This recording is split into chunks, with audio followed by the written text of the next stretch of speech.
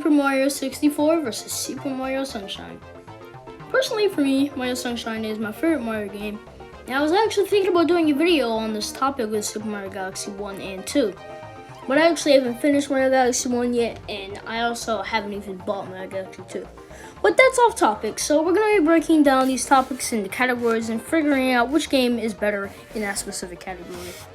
So, 3, 2, 1, let's go.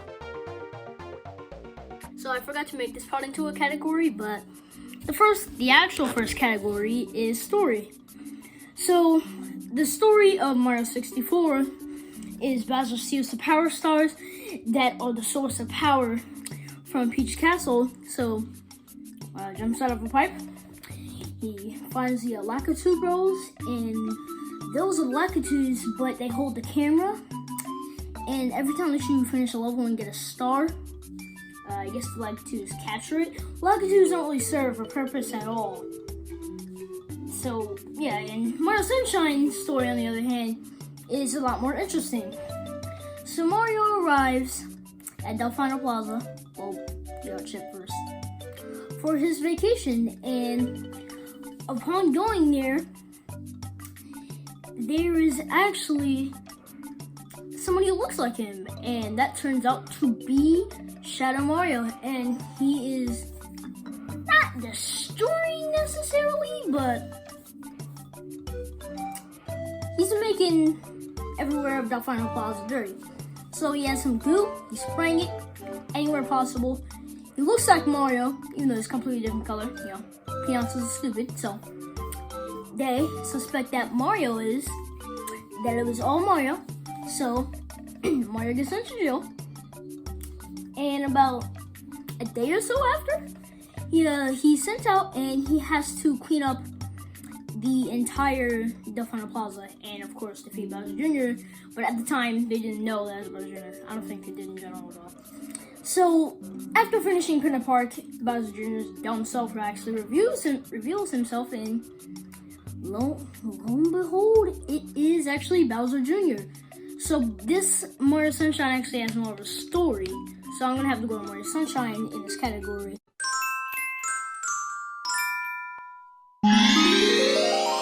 And our first category is Moveset.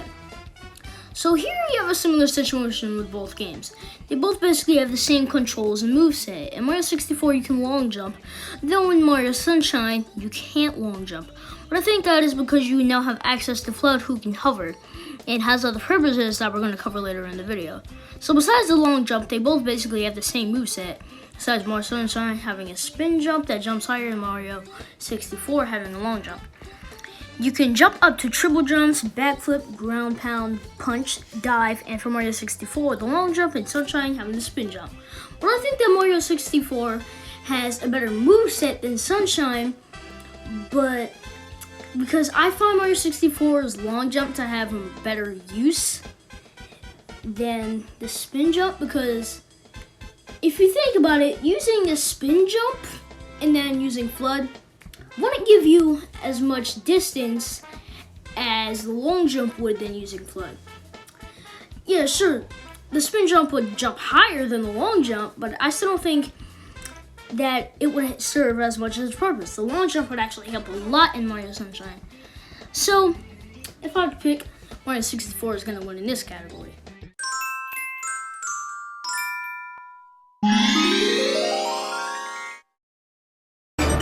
So next we have power-ups. So here we have something pretty simple. Mario 64 has 3 power-ups: the wing cap, the middle cap, and the vanish cap. The wing cap allows you to fly for a limited amount of time. The middle cap is basically the star, but it lasts significantly longer. And the vanish cap allows you to walk through certain walls like ghost walls and those red cages. The wing cap controls, well, pretty bad. Honestly, it's not terrible. It's not terribly hard to control, but it's pretty bad. The DS version has an even worse control, but this is a comparison from the regular SM64. The metal cap is the same, but you're invincible, and you kind of have a gift jump, but I never found that to be much of a problem. And the vanish cap is usual Mario, but you can go through certain walls, as I said. And Mario Sunshine, on the other hand, has the nozzles that I consider power-ups. The hover nozzle allows you to hover in the air for a limited amount of time. You could argue that it's better than the wing cap in the game because the wing cap wouldn't really have much of a purpose. But the flood nozzle, I think that would actually have a big purpose if it was in Mario 64. Because Mario 64, I think, generally has longer distance jump to take that Mario Sunshine doesn't have. So, yeah, the wing cap doesn't really have a use in Mario Sunshine, but the flood nozzle does. And the rocket nozzle lets you shoot up into high areas. You'll use to get it up to high areas like Pianta Village and even one of them secret stages. And the turbo nozzle will allow you to make it really, really fast and run really fast on water. I consider the hover nozzle to be better than the wing cap. I consider the rocket nozzle to be worse than the metal cap because it doesn't have as much as a purpose as the metal cap in the game. And I consider the turbo nozzle to be better than the vanish cap because the turbo nozzle has more of a use from a gameplay perspective. Sunshine has a better use of power-ups in this category.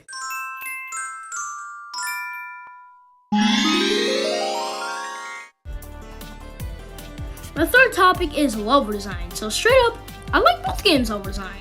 Mario 64 has 18 levels, counting the 3 Bowser ones, and Mario Sunshine has only 8 levels, not counting that final plaza.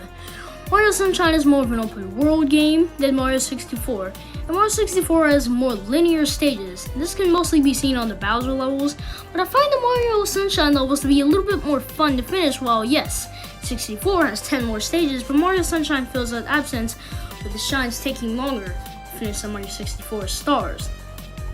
The stars in Mario 64 are very, very easy to finish all the time.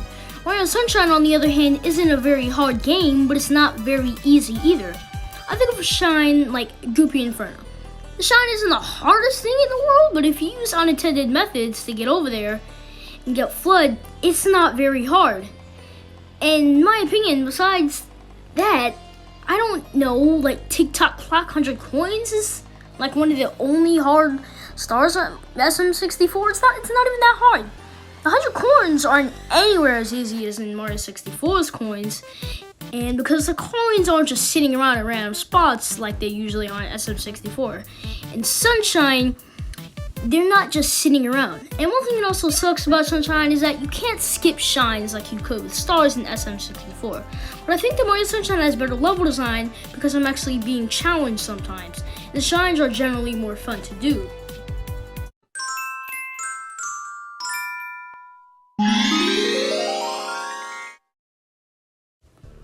Next up here, we have the topic of progression. So here I basically have the same opinion. I'm going to be talking about 100% here since I've already kind of talked about the same thing in my other category. So here's what I have to say. Both games, Mario Sunshine is a longer open world game like I said before. It takes around 4 hours usually, 100%. Mario 64 isn't an open world game, but to get 100%, it usually also takes around 4 hours. Mario Sunshine takes a little bit more than the amount of times that 64 takes, which is probably because in 64 you only have to get 70 stars, and in Sunshine you need to get 50. But like I said earlier, the shines in Sunshine are actually longer. I have 100% on Mario 64, but not Sunshine, simply because of the annoying blue coins to collect if you want to get 100%.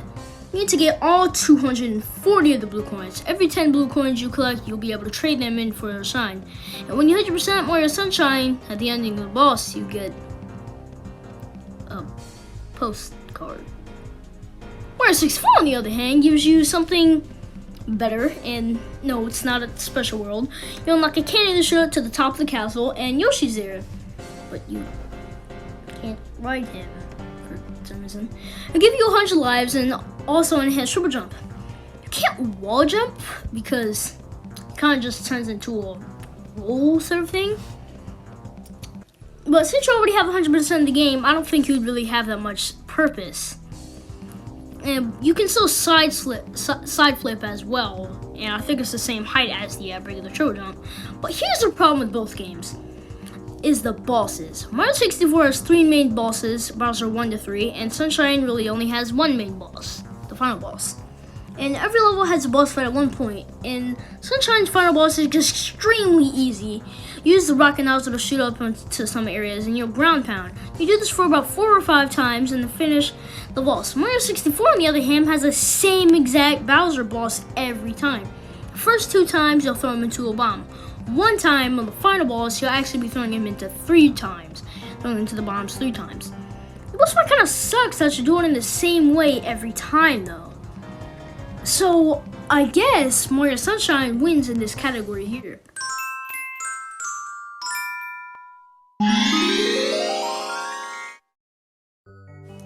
And my 5th category is replay value. So, here's the thing with replay value. In both the games, they don't really have that. Both the games have 120 shine/stars.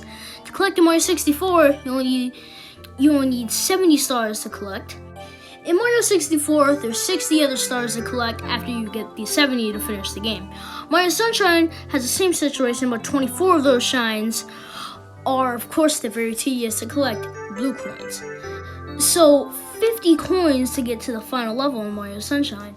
24 of those are blue coins. 70 other shines you need to 100%. The game is very tedious with blue coins though, so I'm not going to count the blue coins. So there are 46 shines to collect, unlike 64 that has 50 more stars to collect.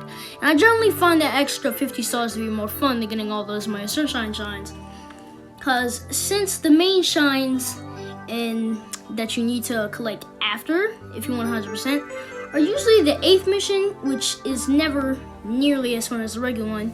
And it's also 100 coins, and some levels even have some secret shines, like going back to Star 2 and Rico Harbor, going to Blooper Serving Safari, and finishing the shine in a limited amount of time with the yellow blooper.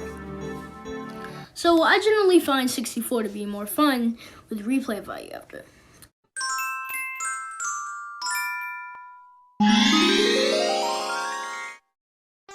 And my next topic is bosses. Since we've already talked about the final bosses, I'll be talking about the first bosses. The first boss that you'll fight in Mario 64 is King Bomb. You'll throw him onto the ground 3 times to defeat him. And Mario Sunshine has PD Piranha.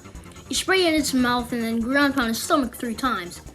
But the boss in general takes a little bit more skill. In my opinion, Mario Sunshine, I'm going to have to go with Mario Sunshine in this category since it takes more skill. And my final category here is music. I kind of have split opinions. My favorite themes from Mario 64 are the credits theme and the overworld theme. My favorite Mario Sunshine themes are the Blooper Serving Safari and the Noki Bay theme. The Bon Bon Battlefield theme is like waking up to a sunny day and going outside. The Blooper Serving Safari theme is when you get a new game. The Corona Mountain theme is when you have to get up for Zoom. Both the games have amazing themes, and I have the same opinion for both of them. No matter what you say, in my opinion, they both have really good OSTs. So in my opinion, Mario Sunshine is a better game, but I'd like to see what you guys think in the comments if people actually decide to. So thanks for Nathaniel Bandy for giving me the idea, and I saw this video, so I decided to put these in categories. So thanks for watching. Go watch Nathaniel Bandy if you want to, and peace.